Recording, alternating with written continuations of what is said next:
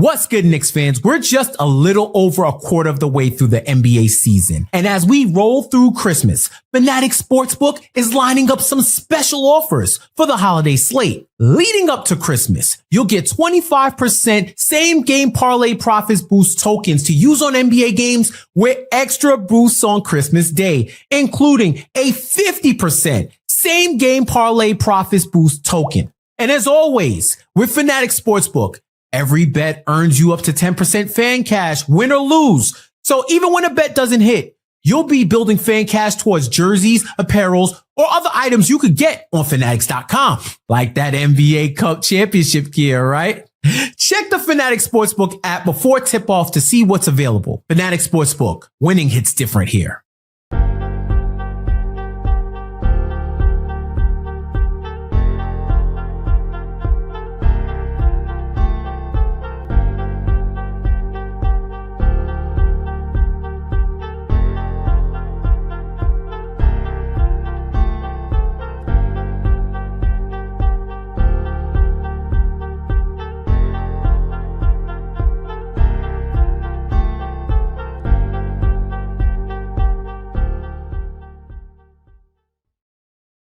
Welcome to the Knicks Film School Postgame Show, presented by FANATICS Sportsbook. It is your boy, Jonathan Macri, here to talk about a game that is going to have some storylines coming out of it. 115-104 loss by the Knicks to the Minnesota Timberwolves. Lots to get into for this one. And I will say right off the bat, Julius Randle revenge game, absolutely 100%. Finishes with 25 points. I think like 23 of them were in the fourth quarter. Not exactly, but close. If I was a bigger man, I would open the show by commending him and saying that despite the fact that the Knicks lost, I'm happy for him and for him to have his moment. Fuck that. Shit. I mean, no. Absolutely the fuck not. You want to laugh? I swear to God, this is true. I actually wore, because we did years ago, we did a Julius Randle t-shirt as a Patreon perk for our Ewing tier subscribers with it was like Julius Caesar, and it had him wearing the thing that you used to wear if you were a Roman, I guess. Designed by my guy Ernie. Great t-shirt, really great t-shirt. I've kept it, still wear it sometimes, and I put it on because I'm like, it'd be a nice thing to do. You know, they're playing Julius tonight. Show support for the former Knick, and I actually took it off before the post game with all the mean mugging and the dancing and all that stuff. Before I get into the Knicks, which is what people are here to hear about and want to talk about, I will just say unequivocally, there is not 3%, not 2%, not 1%. There is 0% of my personage that wishes that Julius Randle was still in New York playing for my basketball team. The highs are high. I know all about the lows, and that's all I'm going to say about that. Let's get into the basketball game played by those New York Knicks, which had a lot of good stuff to it, but this was a personnel loss. Unfortunately, a lot of numbers to come out of this game, a lot of numbers that we will talk about, a lot of good numbers, a lot of exciting numbers. But the numbers that are most notable to me, looking at the final score, again, an 11-point loss to a Timberwolves team that was missing Jaden McDaniels, in fairness, but otherwise had their full complement of players. Here are the numbers that matter to me. 11 minutes for Pacome Dadier. 5 minutes for Kevin McCullough Jr., 10 minutes for Mohamed Diawara, 12 minutes for Ariel Hukporti, and then, of course, the most important minutes of all, 0 minutes played by Jalen Brunson and OG Anunoby. I have gone back and forth over the last, couple of weeks, couple of months, couple of years almost. Yeah, I guess we're coming up on the 2-year anniversary of the OG trade, so a couple of years. About whether Jalen Brunson or OG Anunoby is the more important Knick when it comes to just getting through the regular season and kind of reaching your ceiling during the regular season, hitting a certain floor during the regular season, probably more ceiling than floor. When the postseason not a conversation. It's obviously Jalen Brunson. But like during the regular season, when defenses don't gear up for you as much and all that sort of stuff, I like said it earlier in the year. I genuinely believe there was an argument that OG Anunoby was the most important Knick. Well, we didn't have to have that discussion tonight because they didn't have either of them, and it showed. It showed in a number of facets, most notably the fact that when the game, I think, really turned in the third quarter, when Anthony Edwards kind of went on his personal scoring run. And then if you even want to go another step further than that and talk about Julius in the fourth quarter, guess who would have been guarding both of those guys during both of those stretches? It would have been OG Anunoby. So they didn't have him. And then you look at a Knick team that scored 104 points. I'm going to guess off the top of my head that this was I'm going to guess that this was the fifth fewest points the Knicks have scored this season. Fourth or fifth? I'm going to go with fifth. Let's see how close I came. This is Jesus Christ. This is actually, I'm sorry. I'm very bad at this. Apparently, someone else should do this show. This is the lowest number of points the Knicks have scored this season.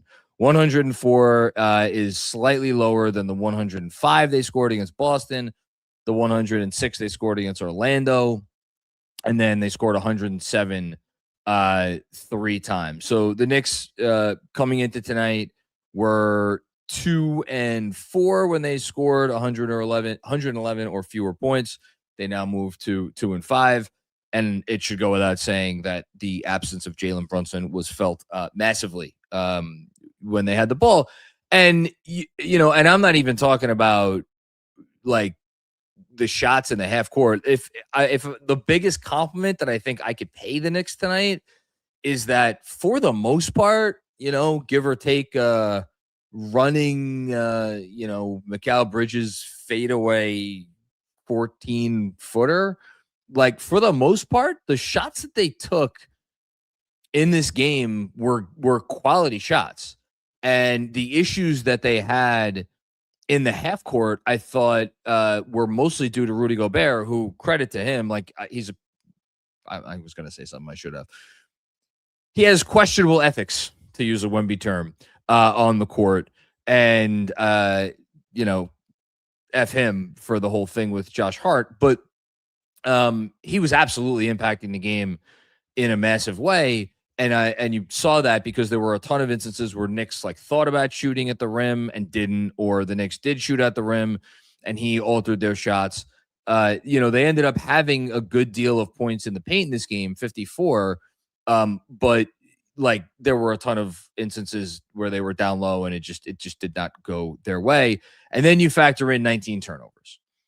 And that's where I think more than anything, you miss Jalen Brunson. If there's one number that's going to stick out for me in this game from a negative perspective, it's the 19 turnovers, because you look at this Knicks team, then they didn't shoot it great, 41% from the field, 37% from three.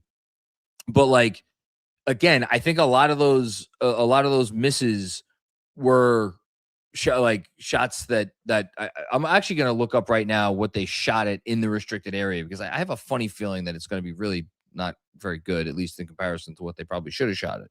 But the 19 turnovers will absolutely do you in. I said before that the 104 points that the Knicks scored was their lowest point total of the season. Their 19 turnovers ranks second. So not scoring a lot of points, turning the ball over. And again, just to put it into context, when they turn the ball over 17 or more times, they are now 2-4 in those games. So again, bad combination for the Knicks here. I got it up right now. I'm actually just really curious where they were at. Restricted area. Let's get it. So in the restricted area. There we go. So restricted area, to give a comparison, the Timberwolves tonight in the restricted area shot 69.2%, 18 to 26, which is solid, like, a little above average, nothing out of the ordinary. That's what you're supposed to shoot as an NBA team in the restricted area. 65, 70%, maybe a little above 70. The Knicks shot 16 of 32 in the restricted area for a 50% clip. And then On paint shots in the non-restricted area, they were 11 of 30. So if you want to know Rudy Gobert's impact in this game, all you got to do is look at those two numbers. 16 of 32 in the restricted area. That is an ungodly low number. And then 11 of 30 in the paint. So all of these things, again, to go back to what I opened the show with, if you had Jalen Brunson and you had different ways to generate offense and you had different ways to generate quality looks from three, again, another thing the Knicks did not get a lot of tonight. The fact that they put up 33s, credit to them, only made 11 of them, whatever. It was just a slog. If they were going to win this game, they were going to win it probably with a lot of help from the Timberwolves. And while the Timberwolves did abide for a while, and obviously the Knicks took a lead in the third quarter of this game, credit to them for doing that. Scoring run by Ant, scoring run by Julius, game was over because the Knicks didn't have anyone to put on either of those guys to stop it. All right. I don't really know what else to say about the game as a whole before I turn to talking about some of the individual performances. We'll get to stuff, whatever people want to talk about. You want to talk about Mike Brown's choice to put in seemingly the entire end of the rotation during the second quarter, and the Knicks kind of got down big. Timberwolves went on a what was it? It was a significant run, 13-0 run. We could talk about that. I don't mind. To me, and same thing with the zone. Which, by the way, the zone worked for a lot of this game. Yeah, there were some moments where the zone looked silly, but it worked for a lot of this game. We were talking about this in chatnix.com throughout the game, whether, how much do you go to zone and whether it's worth it and all that stuff. These are, to me, look, you're going to be a top 2 team in the East, barring some injury. I going gung-ho for number 1, selling out like that. That's not what Mike Brown, the last guy doesn't have a job anymore, in part because they were gunning for every win. Mike Brown is here because that organizational philosophy is out the window now, as it should be. Whether they finish first in the East, second in the East, it doesn't matter. And by the way, if Detroit comes back down to earth like they probably should, I think the Knicks are going to finish first in the East. So to have a game like this, to go out there, experiment with some zone, to see if Kevin McCullough Jr. could give you something decent in 5 minutes, to see if Pacome Dadier could give you something decent in 11 minutes. Huck Porty, Diawara, all the way down the line. That's what the regular season is for. It's unfortunate, when it doesn't work out the way you wanted it to. And, obviously it did not work out the way the Knicks wanted it to tonight. You look at some of the numbers, like Diawara minus 15 in 10 minutes, even though I did think he did some nice things. Kevin McCullough Jr. minus 11 in 5 minutes. It happens. But that's what the regular season is for. Could he have staggered it a little differently? I'm not going to nitpick on that. You guys know I don't nitpick on those sorts of decisions. Let's talk about some positives, because there are a lot of positives here, starting with Tyler Kolek. Almost a triple-double in his first career start. How many guys have done that in NBA history? Triple-double in their first career start. He came close. 20 points, 11 rebounds. How you doing? 8 assists. Did have 2 turnovers, which is far less than a couple of his teammates had. I'm not even going to get on Cat for his 5 turnovers. The glaring turnover number is Josh Hart's with 6. Josh Hart was on his. If this game had gotten into overtime, Josh Hart might have gotten a quadruple double with points, rebounds, assists, and turnovers. But the fact that, again, no Brunson when Kolek wasn't in the game, and sometimes even when Kolek was in the game, Hart doing a little bit too much of the ball handling. I actually thought Josh Hart, other than turnovers, played a good game, played hard, but it's there's a reason why you use him in limited stretches in that capacity. Anyway, back to Kolek. He looked the part.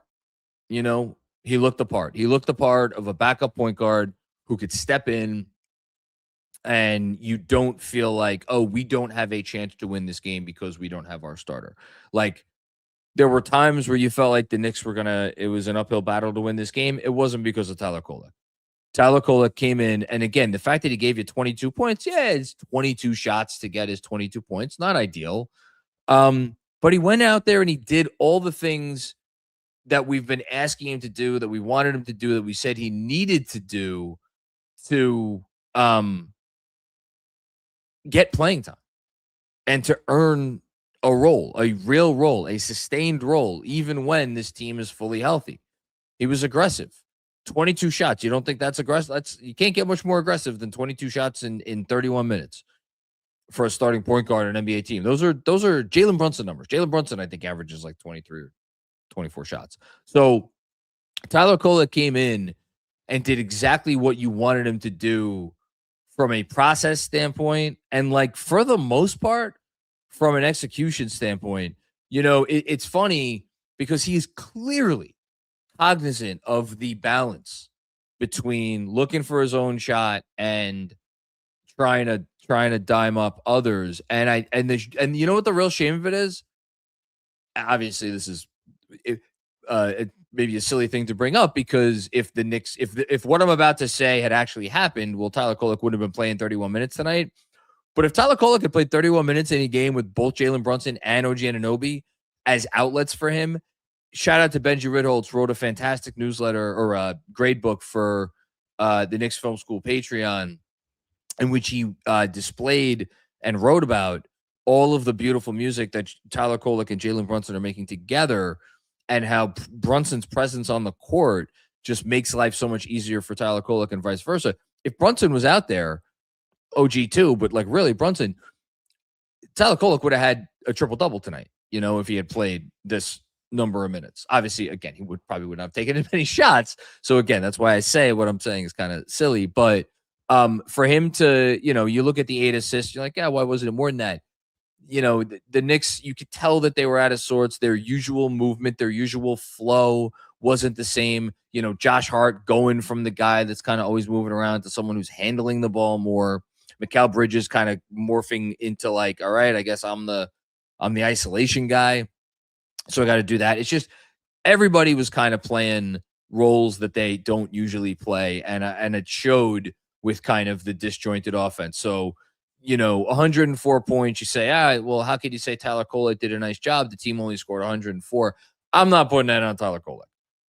I'm putting that on the fact that they just did not have enough NBA players. And again, credit where credit is due.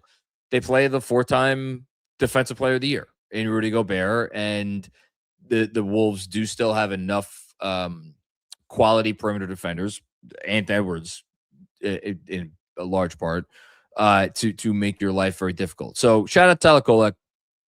And then, of course, shout out to Karl-Anthony Towns. Was it a perfect Towns game? No.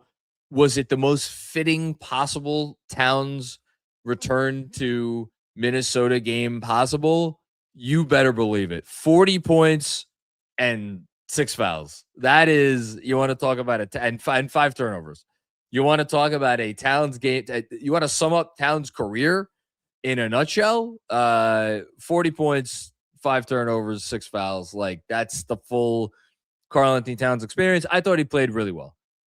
I thought he was active. I know some of the fouls, whatever. I thought he defended well enough. I thought he was pretty good on the glass. I have 13 rebounds. Good. It was just, it was like 40 points, on 24 shots. That's Karl-Anthony Towns for you. And that's part of why, when I said what I said before about there's not 1 ounce of me that wishes that Julius Randle was still on this team, as much as I miss Dante DiVincenzo, and I would, give my left pinky toe to have Dante DiVincenzo back on this roster. There's a reason you trade for Karl-Anthony Towns. For as frustrating as he can be at times, for as frustrating as he has been over his year and change here, there are just things that guy can do. And again, the dude scored 40 on 24 shots. I didn't think he played a great game. He had an opportunity, and you are reminded what he can do when he is a number 1 option. And he certainly was the number 1 option tonight. But I didn't even think he had, again, it was 3 of 6 from 3. So there's that. But, we've seen him be better. offensively. Like, he didn't really have it going tonight. And again, 40 on 24. So awesome stuff for Cat. I know it was emotional, coming back for him. I know there's going to be people who are probably going to make something of his comments before the game about, how it's emotional and it's still very hard for him to come here and go into the visitors' locker room. I appreciate how genuine he is about his love for this city. And it's honestly refreshing that here's a guy who developed this love and affection for this city that embraced him in such a way. You just don't see that very often. And, John Krasinski, who does just a fantastic job covering the Timberwolves for The Athletic. He wrote a lot of stories about Cat over the years, but the story he wrote after the trade about an interaction that Cat had with a family member of his and like promising to go see a sporting event with the kid. He's just, he's a good dude and he loved Minnesota and there's nothing wrong with that. So kudos to Cat. Other stuff to talk about. Yeah. I mean, talk about classic stat lines, 12 points, 15 rebounds, 8 assists, 6 turnovers for Josh Hart. Again, I thought Josh Hart left it all out on the court. It was a frustrating game for him. I feel badly for that, but he was trying to do everything he can. I'm not going to get on Josh Hart. Bridge, tough outing for Bridges at times. 15 points on 16 shots, not his usual level of efficiency. He didn't really have it from 3, which was unfortunate. But Mikal Bridges is not, equipped to be a number one ball perimeter scoring option. And I think you were reminded of that tonight. Not against a defense like this that could really put real guys on him. I could sit here and be like, Mikal Bridges, he's the guy they traded for to, put one-on-one against Anthony Edwards and prevent those sorts of scores. Come on. There ain't 2 guys in the league that were doing anything to stop that Anthony Edwards scoring run. Anthony Edwards is one of a handful of guys, if that, in the league that when he gets on a run, you just don't matter what you do. Actually, for as much as I was kind of clowning on him tonight, there was a made basket on Pacome Dadier where Pacome had his hand, he was his hand was an inch from Ant's face.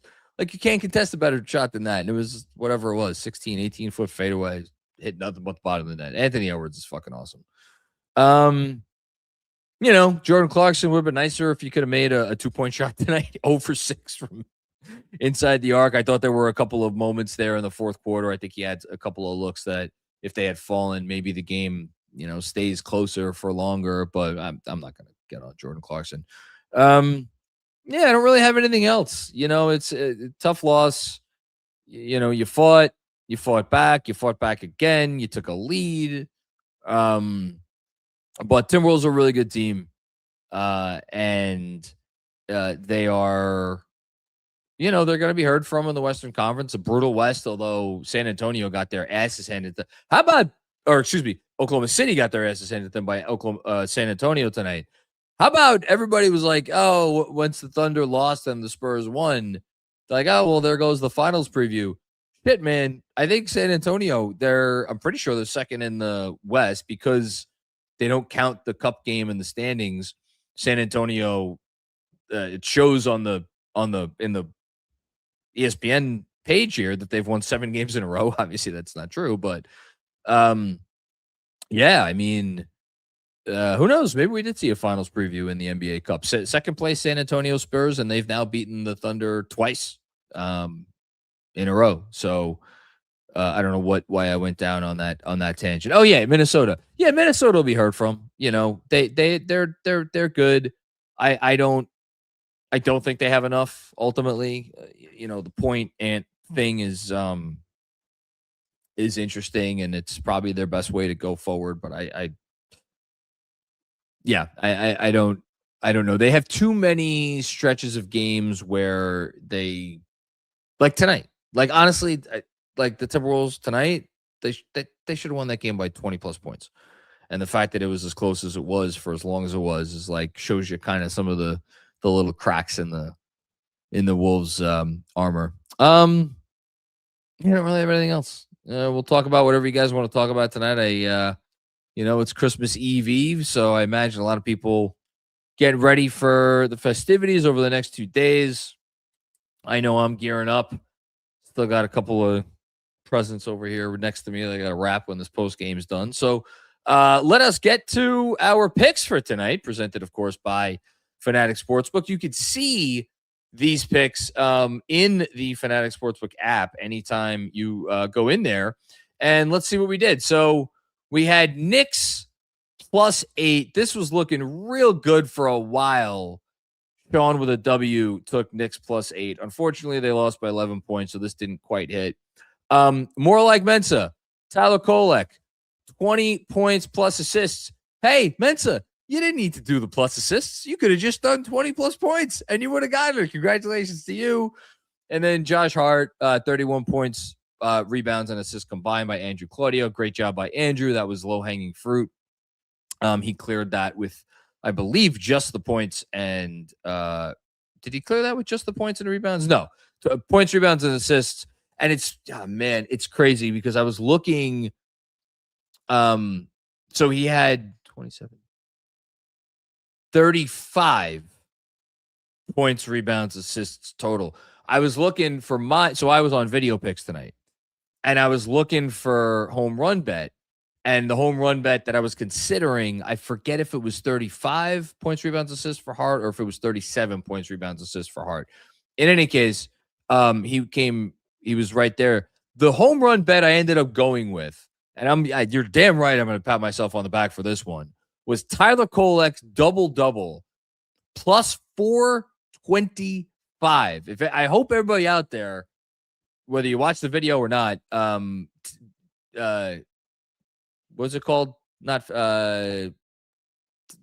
followed me out. No, not followed. There's the term that you're supposed to use. Tailed me. I think tailed. Because +425 is pretty good. I ended up going crazy, and I said this during my video. I doubled up. I did literally doubled up the double up. I did a Kolek double-double and a Julius Randle double-double because I got it at, I think, +2350 or some crazy number. And unfortunately, Julius didn't. A couple of those, I could have used a couple of those points to be rebounds. So I fell 4 rebounds short of that. But what can you do? Yeah, okay. That's our best bets for tonight. Shout out to Fanatics Sportsbook. And let us go to the Super Chats. Talk about whatever people want to talk about. JDM, what's going on, JDM? Don't mind me. I'm finishing a bottle of red wine that I opened last night. Pretty good. Tyler with almost triple-double. Nothing else matters. Sure. Yeah. I mean, what else matters from this game? Really? What else matters from this game? I would have liked, this is me picking nits. I want Mitchell Robinson. I've gone back to this a lot this year. In that Mitchell Robinson defensively, I need, so much of my feeling about this team's ceiling comes back to what is Mitch's ceiling defensively, and it's gotten better recently. We've had more moments, more snippets of peak Mitch on defense, and I thought tonight was not a step back, but I don't know. Personally, I was a little underwhelmed. Now again, he's going up against Rudy freaking Gobert, so I guess maybe that's why for me. I would have loved to see in that matchup against one of the best defensive centers of all time. I would have liked Mitch to really show out defensively. It'd be like, anything you could do, I could do better. And he just wasn't able to quite reach that level. So, but again, does that matter? Mitchell Robinson has, 50 whatever more games to get into peak form on defense. So I'm not gonna quibble about that. Cat having a great game matters to me in a positive way. He's a really good basketball player for as much as I have said unkind things about him in the past. and it's great to see him go out and have that level of impact. I look forward to more games when he plays with New York's two other best players. Thanks, JDM. Jay Mercandetti. What's going on, Jay? Dottier makes Trevor Keels look like Ant. I'm pretty sure Dottier, let's look this up right now. I'm pretty sure Dottier played more minutes tonight than Trevor Keels played in his NBA career. Let's check this. Where is it? Hold on. Trevor, does Basketball Reference even have a page for him? Yes, they do. Still listed as active, by the way. Trevor Keels played in his NBA career 8 minutes. So congratulations, Pacome Dottier. You played more minutes tonight than Trevor Keels played in his career. Look, Dottier, I don't know if he's going to be an NBA player. He's certainly not an NBA player right now. Will he get there? I have no idea. I would certainly not mind if the Knicks used his salary to make some sort of a move at the deadline. Thanks, Jay. Mr. Fabro, solid game from Tyler. A lot of misses were on drives that broke down the defense and led to an easy putback for another one of our guys. A lot of Kobe assists. Great call. Yeah, absolutely. There were,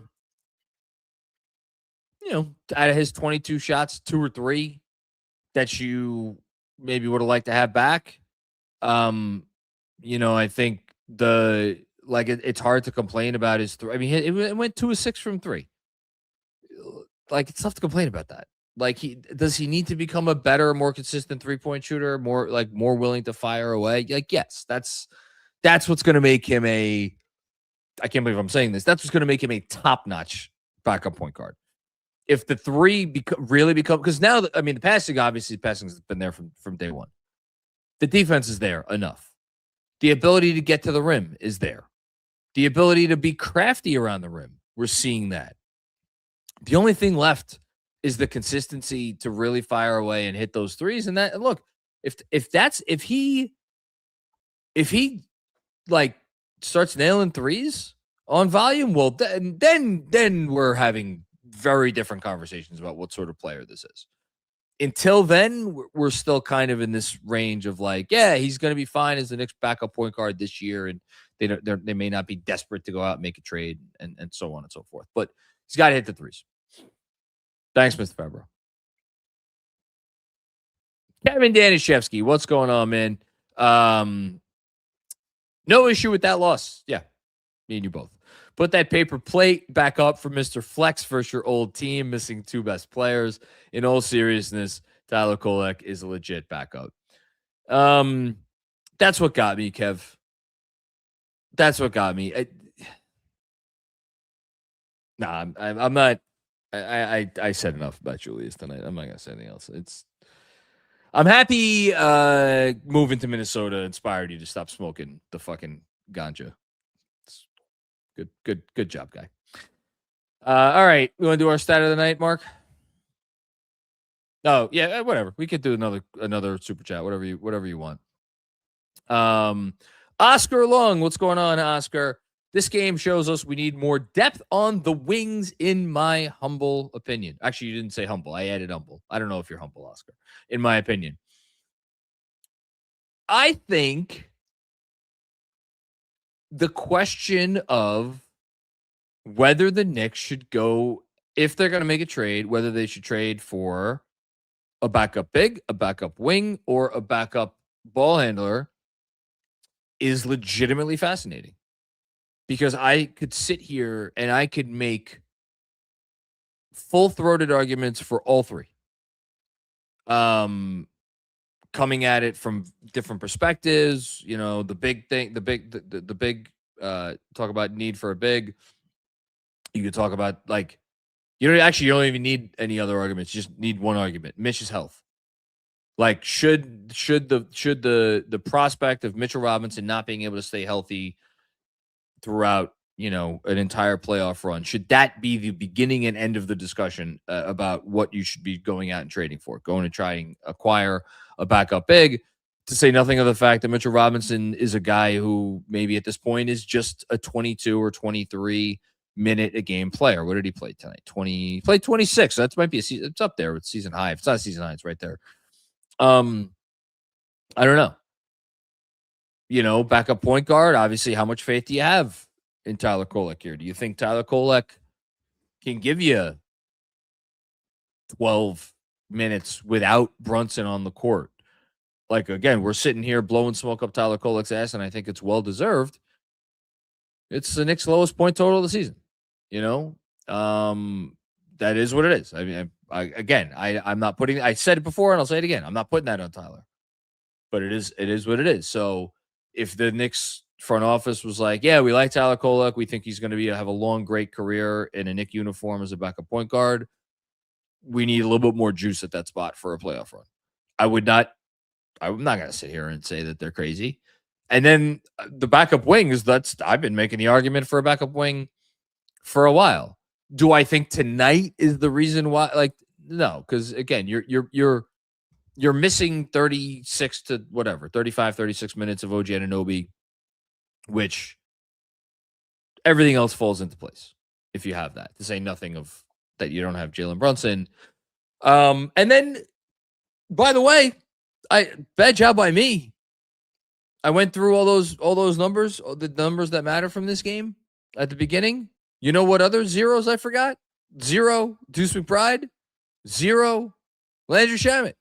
So no Brunson, no OG, no Deuce, no Shamet. That is 4 rotation players for the Knicks. If you want to throw Gershon Yabusele in there too, feel free. I'm not. So do they need a wing? I think they could use a wing. I don't know if they need one. But again, I think it's a great discussion. Thanks, Oscar. All right, now we'll do stat of the game. Stat of the game is 11, which is a career high 11 rebounds for Tyler Kolek, which comes alongside career high 20 points in his first career start. It's his second career double-double.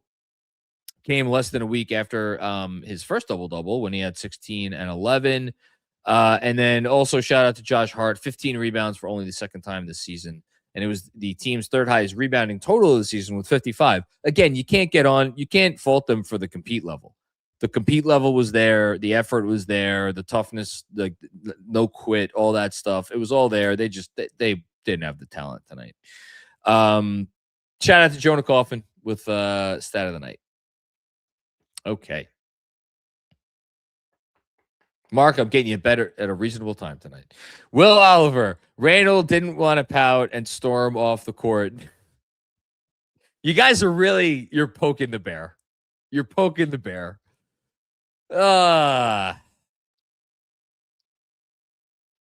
He is a guy who, when things are going well, is a great guy to be around and to have on your team. And that's all I'm going to say about that. Thanks, Will.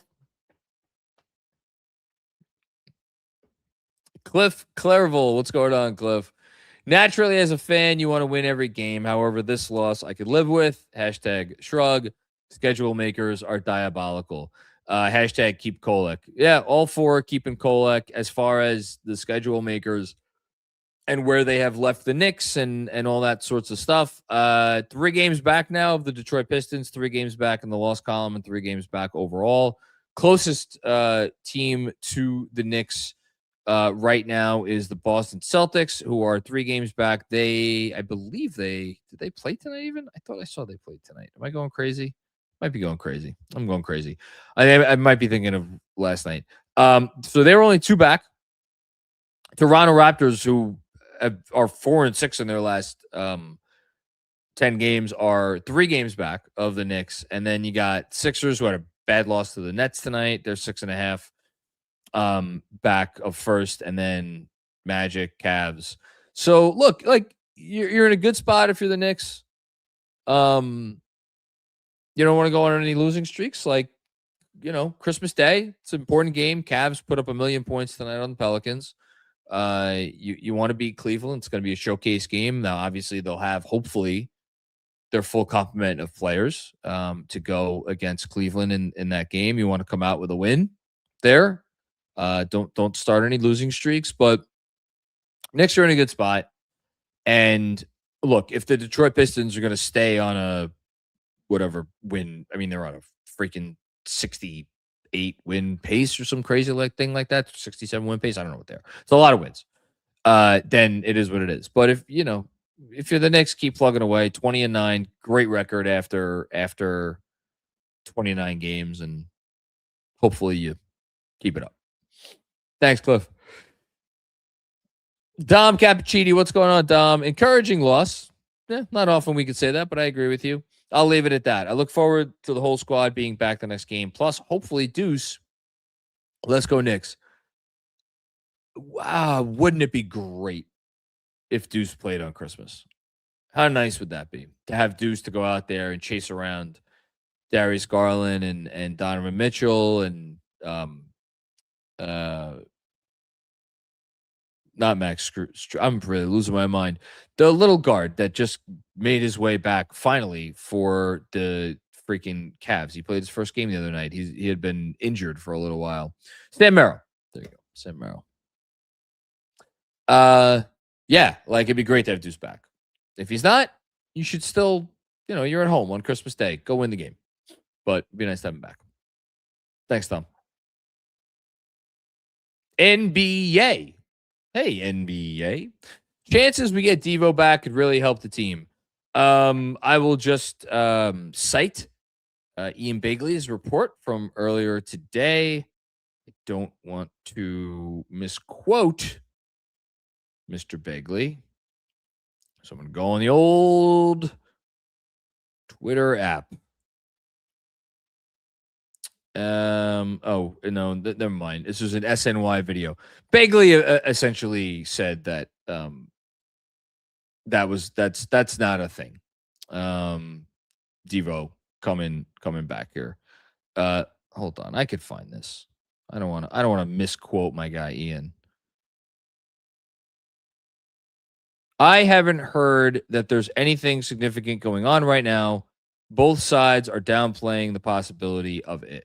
So yeah, I would not count on that being a thing. I love Devo. I can't wait for an opportunity to see him again in a Knick uniform. I think it's a possibility down the line, as long as Jalen Brunson and Josh Hart are still here. But yeah, I'm not. That's not happening this season. Quote from Mike Brown. This is a New York basketball tweet. Cat obviously can score. He just has to continue to try to not pick up cheap fouls. Now we have to sit him when he needs to be on the floor. 40 and 13 doesn't surprise me at all. But if you're going to be a great player, we expect more from him. I'm sure he does too. That's them's fighting words. Look, I'd be curious how Cat's responding to that. To get kind of criticized by your coach on a night you put up 40 and 13. Mike Brown, I would guess that he ain't saying those words unless he feels that Karl-Anthony Towns is a player who is capable of being challenged and is capable of responding to challenges. It is interesting, though, in light of where we were a couple months ago, where Cat seemed to have some questions about his role in the offense. Obviously, it seems like his role in the offense has come a long way since then. He seems pretty comfortable now, but you never know. In any case, look, Karl-Anthony Towns been in the league a decade. He was picking up cheap fouls when he came into the league. He's picked up cheap fouls all the way through. And I've been very consistent with this, and I'm not going to back off of it. I do not blame the refs for the whistle that Karl-Anthony Towns gets. I mean, tonight, I think he went to the line 11 times, right? So, he needs to, if he eliminated that, that the cheap fouls portion of his game and like letting that get to him at times, he'd elevate another level, which is saying something because he's already in an All NBA level. He would elevate another level on top of that. So I don't have a problem with Brown saying that. Next up, as we finish up, Jason M. Thoughts on the rotation when everyone is healthy?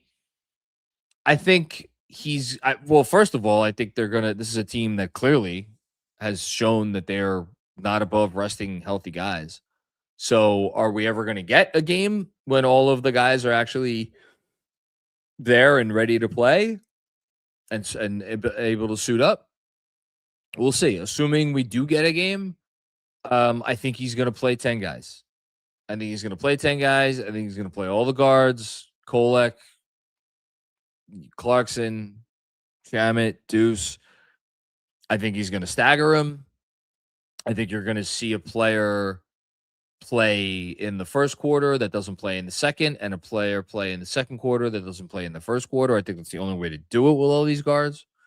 I still think it's going to be tricky, but I think he's going to play. If there's ever a game where all 10 guys are healthy and they're all on the roster, I think he's going to play all 10. That's my gut feeling. God knows I've been wrong about this stuff before, but that's my gut feeling. Thanks, Jason. All right, we're done.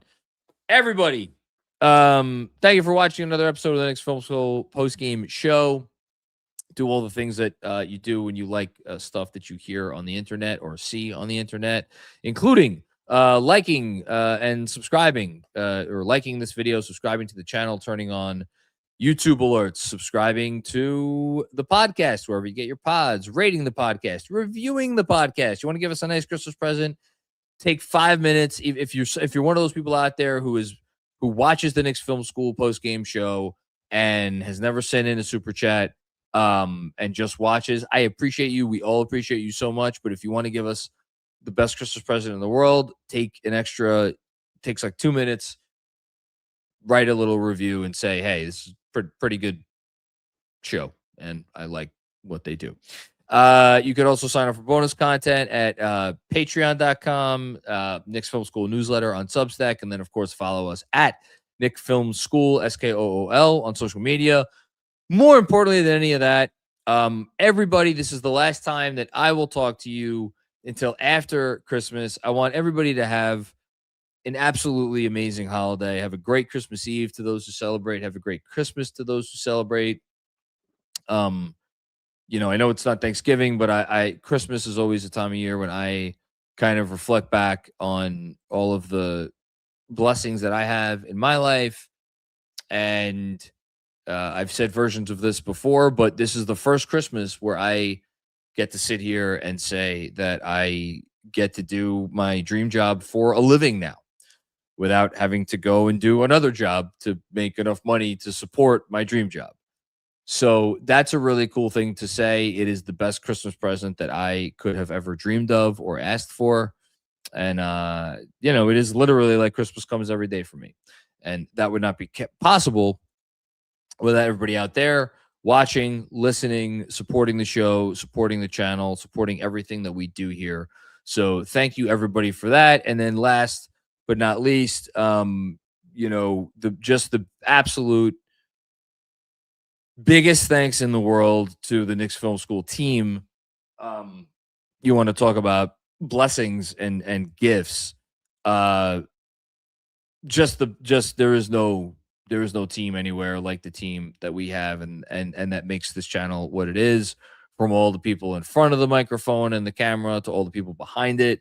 Got Mark on the ones and twos tonight. Not only is he an amazing producer, but he's become one of my truly good friends. And, just up and down the line. So shout out to everybody. Thanks to all who make this what it is, both watching and producing and all of that stuff. Have a great Christmas, everybody. We'll talk to you soon. This has been another Knicks Film School post-game show presented by FANATICS Sportsbook. Catch you all on the flip side. Peace out. Must be 21 or older. Gambling problem? Call 1-800-GAMBLER. Connecticut, call 888-789-7777. Massachusetts, call 800-327-5050. New York, call 877-8-HOPE-NY. Maryland, visit mdgamblinghelp.org. Not available in all states. Terms apply. See the Fanatics Sportsbook app.